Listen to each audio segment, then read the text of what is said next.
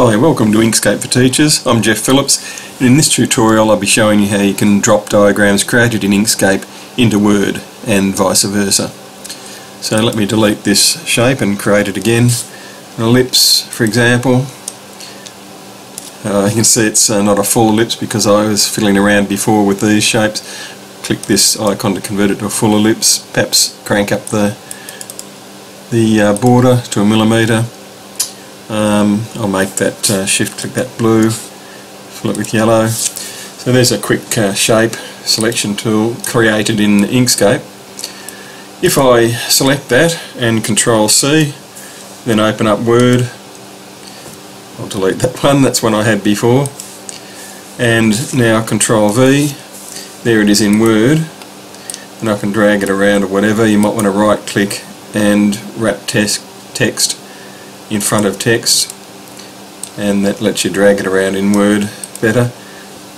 If I want to go back to Inkscape, or let me first change something in Word. If I click on that and look at Format up here and the fill, perhaps I might go to a green, for example, and if I click on that and Control C and then go back to Inkscape and Control V, it's dropped into Inkscape. I'll zoom in and it's still editable in Inkscape. If I click on this and then E for the ellipse tool, you can see I can drag this around and create a segment or a sector. I can change the fill and so forth, and the border, for example, if I wanted a red border on this, shift click red. So it's quite handy to be able to go back and forwards between Word and Inkscape and Word. I tend to do all my creation within Inkscape and just stay there. I don't use Word too much anymore, but if you want to create things in Word because you're used to that program, you can, as I say, drop it into Word. I'll do that once more. Control C this shape, back into Word, and Control V to paste. I like to right click and wrap text in front of text so I can drag it around. Oops, I've did it on the wrong shape. Right click, wrap text in front of text, and then I can drag things around.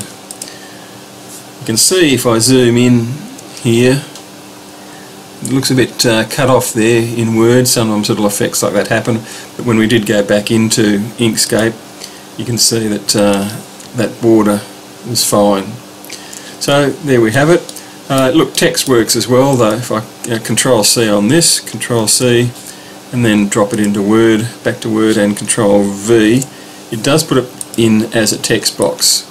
And again, right click, wrap text in front of text, and that allows me to drag things around.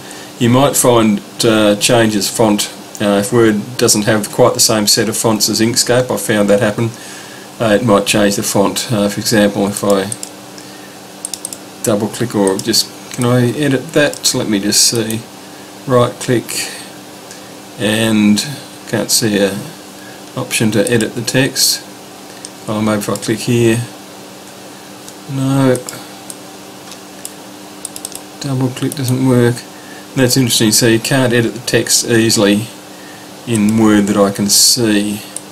It looks like it's put it in as a graphic object, so I can rotate it, so forth, but I can't edit the text, so that's one little restriction. You have to go back into Inkscape, double click, and then Control C, and then come back to Word to drop it in there. Control V in Word, right click, wrap text in front of text, and then drag it around. Once again, thanks for watching.